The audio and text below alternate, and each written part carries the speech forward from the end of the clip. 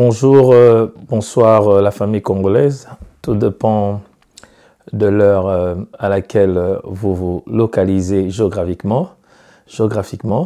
Et comme on vous l'a toujours dit, nous sommes présents toujours quand il s'agit des sujets très sérieux.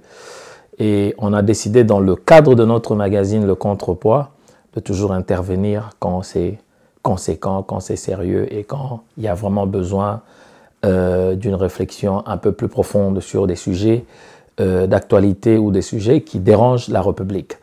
J'ai choisi aujourd'hui de vite fait expliciter un peu sur l'Église au Congo, l'Église catholique en particulier, et on va essayer un peu ensemble de voir ce qui se passe et donner aussi un point de vue et aider les autres aussi à réfléchir un peu davantage. Mais je vais rapidement aller en France, avec vous en France. 1789, c'est la Révolution française. Mais quand la Révolution française a pris l'ampleur, la Révolution française a attaqué deux établissements très puissants qui étaient les royautés et l'Église. Mais au lendemain de la Révolution française, vous savez que l'Église a été classée dans le sens où l'Église ne pouvait plus avoir un avis politique ou s'ingérer dans la vie politique. Pourquoi? Parce qu'elle a été de connivence avec les royautés. C'est-à-dire l'Église facilitait les royautés. Celui qui peut lire Le Prince avec Machiavel, il trouvera que l'Église a toujours été un pilier, soit des assises de royauté ou de la destitution des royautés. Donc l'Église a toujours joué un rôle prépondérant quand il s'agit des pouvoirs des républiques.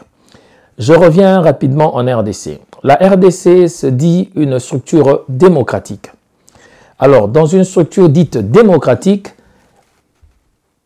l'Église n'a pas pour vocation l'opposition, du tout. Parce que, restons dans le contexte de la démocratie. Tout le monde comprend la RDC comme une démocratie. Dans l'Église, dans ce contexte-là, doit se considérer comme le pilier parce que l'État et l'Église vont de connivence. C'est deux établissements très puissants, diffuseurs justement de normes et de valeurs. L'État s'occupe de l'instruction et l'Église s'occupe de l'intérieur de l'homme. Quand l'homme est instruit, l'homme a besoin d'une carapace, c'est-à-dire un corps qui va justement porter cette connaissance. Mais je questionne déjà l'Église parce que l'Église vient aujourd'hui nous relater de certaines choses pour expliquer comment est-ce que la gestion de la RDC est calamiteuse à ce point. Mais avant que je n'aille en détail, j'aimerais justement expliquer, poser aussi la même question à l'Église. Quel est le rôle de l'Église dans une société? Quand nous parlons d'une Église, nous voyons la communauté. Mais quand on parle du salut, on voit l'individu. Le salut est individuel. Mais quand nous parlons de l'Église, nous voyons la communauté. Quand nous parlons de la communauté, il y a beaucoup d'aspects dans la communauté que l'Église devrait en principe améliorer. L'Église a pour vocation aussi d'améliorer les conditions de vie des citoyens de la République. C'est une institution forte, très puissante, qui peut aussi justement par ses maigres moyens ou par ses moyens améliorer les conditions de vie des citoyens justement de cette dite République. Alors, je me dis, comment est-ce que cette Église, en temps normal, peut questionner la pauvreté pendant qu'elle-même a aussi appauvri les citoyens congolais de son intérieur? Nous voyons aujourd'hui assez de... Je crois que la RDC est un pays qui peut être parmi des pays qui ont assez introduit des intellectuels dans la sphère Afrique. Mais vous voyez, quand vous comparez l'intelligence congolaise, le nombre de diplômes congolais contre les développements à côté, vous allez voir que ça ne marche pas. Quand l'Église catholique vient faire des remarques justement à la société congolaise, on se dit, mais si nous avons un déficit du capital humain, c'est justement parce que de l'intérieur des citoyens congolais, rien n'est fondé, rien n'est soudé, rien n'est soutenu. Toute la communauté dirigeante de la RDC, la majorité se déclare catholique. Mais qu'est-ce qui fait que ces gens-là manquent ce facteur clé qu'on appelle l'humanisme en elle, toutes ces personnes-là, tous ces dirigeants-là en eux. Pourquoi? C'est justement parce que le nombre d'églises que nous avons au Congo, c'est étonnant, c'est effarouchant, c'est effarant de comprendre que le citoyen congolais est incapable, avec le peu qu'on puisse gagner, d'organiser sa société. Pourquoi? Parce que le fond, le cœur du Congolais n'a pas été justement tenu de manière qu'il se doit par cet établissement très puissant que nous appelons l'Église. L'Église n'a pas pour vocation l'opposition. L'Église est censée être au milieu du village, justement pour rechercher la cohésion. Parce que ce qui manque aujourd'hui en RDC, c'est la cohésion. Mais ne me laissez pas vous distraire. Nous sommes tous témoins de l'action des gestionnaires de l'Église catholique. Mais nous devons savoir que dans cette Église catholique, le cardinal peut tenir les rênes de cette institution, mais il ne retient pas le choix et les foi de tous ces chrétiens. Dans cette même Église, chacun est décidément libre d'aller dans tous les sens, dans le sens de leurs sentiments, dans le sens de leur coloration, dans le sens justement de leur obédience. Qui veut dire que le combat mené par cette Église en ce moment crucial, c'est un combat qui justement, nous allons rejoindre le président, qui déroute toute la communauté congolaise. Nous sommes véritablement déroutés par cette Église parce qu'elle a tendance à vouloir peindre une image X pour un tel et une image Z pour X qui n'est pas trop cohérent dans l'esprit même de cette dite Église. Les gens vont dire aujourd'hui que l'Église a soutenu les opposants congolais, pour ne pas dire l'UDPS, je ne suis pas membre de l'UDPS, dans le combat. Mais le combat que nous avions en RDC ont été spécifiés, ont été qualifiés.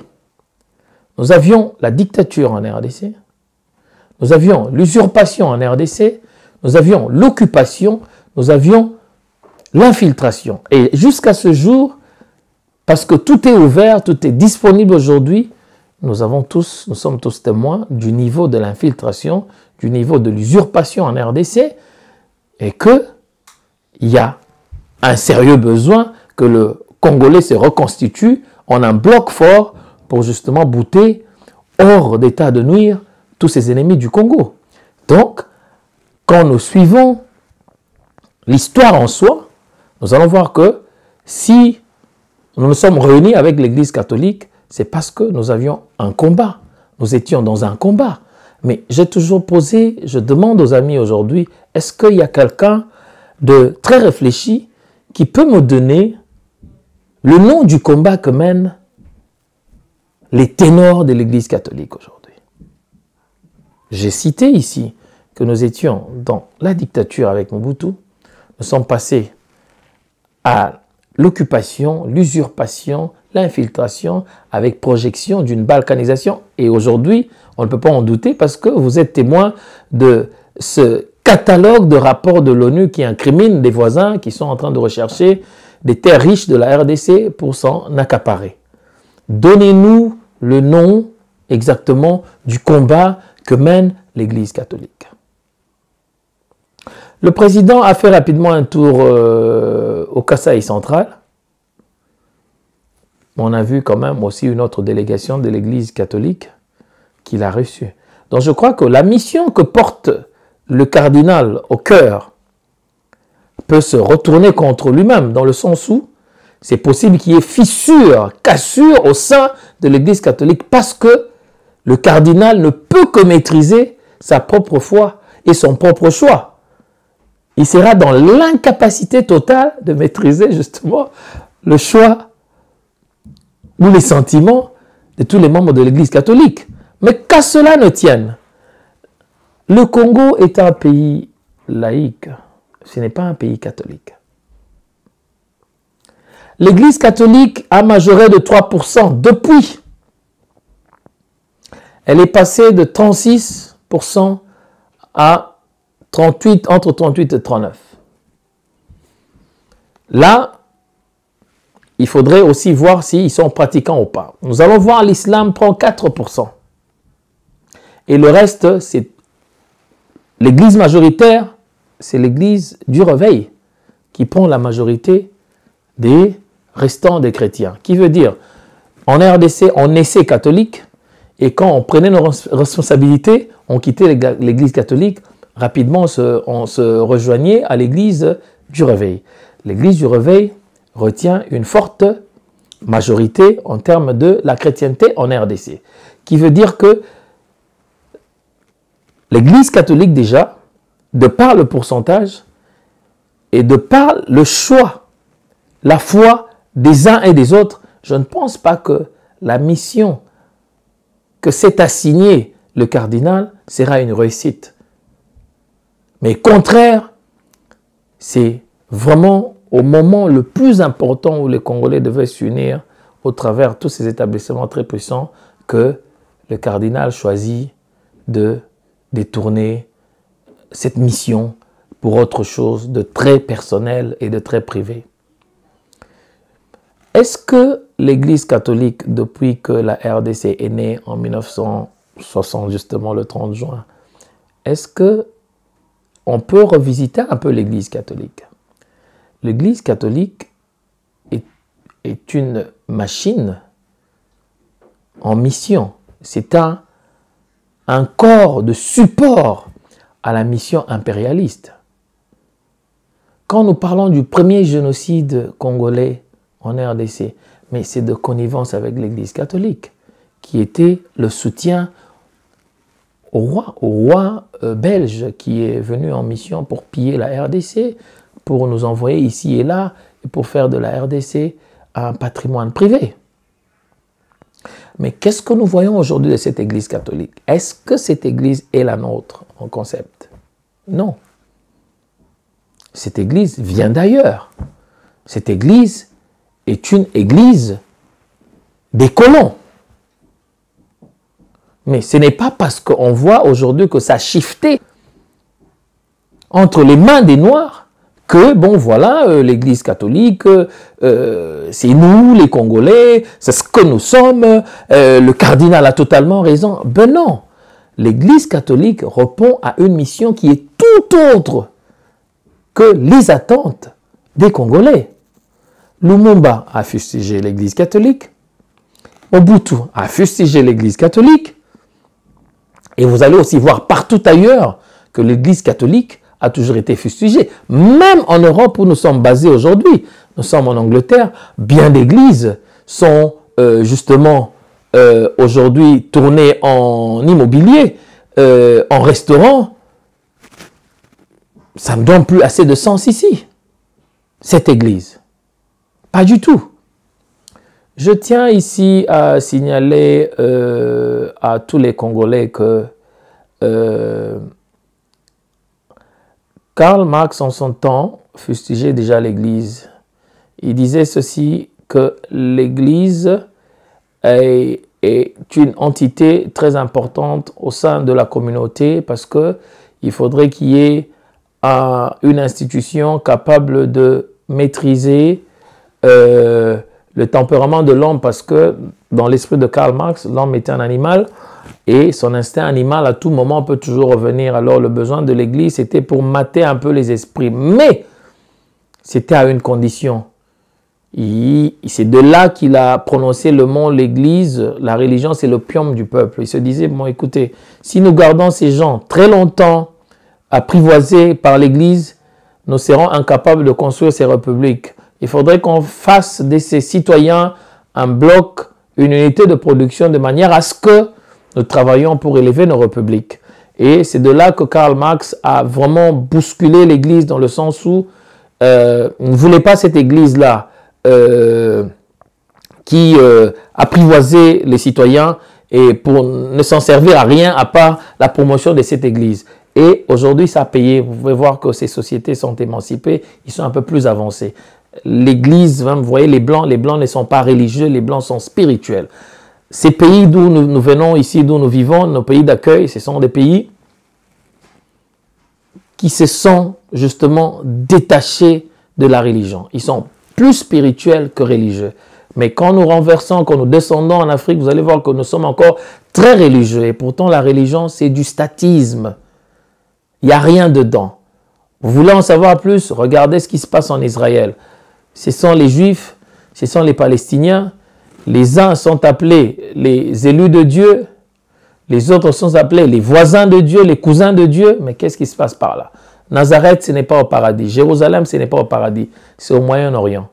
Et c'est très chaud par là. Donc nous devons revisiter toutes ces institutions comme telle l'Église. Ça fait partie justement des entités qui doivent créer l'ADN congolais pour que le Congolais soit maintenant un individu qui se présente à travers le monde comme un citoyen responsable, conséquent et capable d'amener le changement d'abord pour son propre pays et contribuer aussi à travers le globe. Je crois que l'Église, pour le moment, est en train de fauter. Elle va à l'encontre de sa mission. Tant mieux, c'est un choix pour les autres, mais nous ne sommes appelés qu'à réfléchir pour voir dans le bon sens, dans le sens intellectuel, si réellement ce que fait l'Église aujourd'hui est bénéfique à la nation. Nous avons tous vu les images qui circulent, les photos d'acquaintances, des visites, des grandes réunions animées par le cardinal pour un besoin d'un individu. Je crois que nous savons tous qu'à partir des caprices de Genève, où l'opposition était en bloc, ils se sont disloqués à partir de Genève.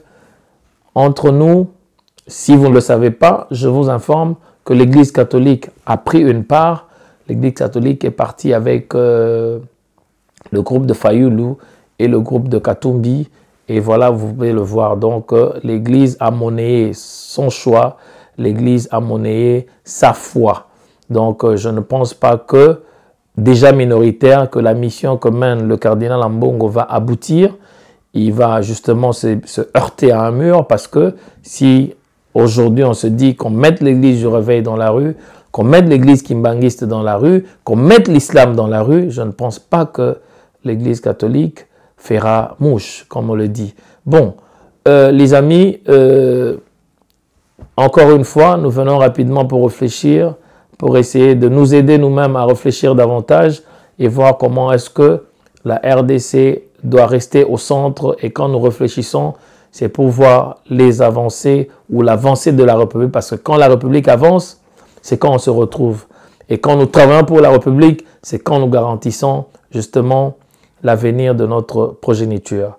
J'insiste encore une fois que nous sommes dans une structure dite démocratique et la mission de l'Église n'est pas celle de l'opposition.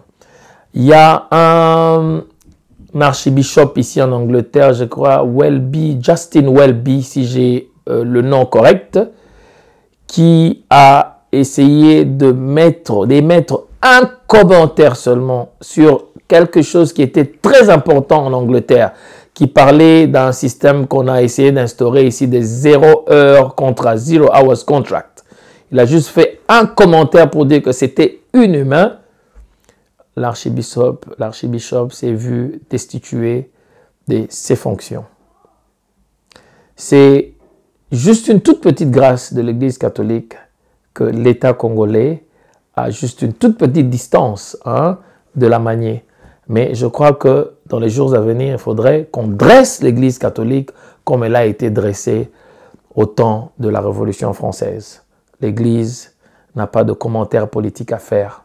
Si nous étions dans un combat avec l'Église catholique, c'est justement parce que nous l'avons qualifié ici. C'était la dictature, l'usurpation, l'occupation et l'infiltration qui a été démontrée valablement aujourd'hui. Et si vous croyez que le cardinal a raison, nous insistons, donnez-nous le nom du combat que mène le cardinal Ambongo. Et puis, il faut dissocier l'Église catholique d'Ambongo et de l'abbé Cholet. C'est 2-3 choses qui sont très séparées. Parce que dans l'Église catholique, on trouve des gens qui sont à 200% pour le pouvoir en place et qui peuvent être peut-être majoritaires. Qui sait? Je vous remercie. Bonsoir chez vous. Et encore une fois, bonne fête. Et à très bientôt quand les choses seront encore plus importantes, qui auront besoin d'une intelligence particulière. Je vous remercie. C'est votre frère Christian Kabasele dans le contrepoids.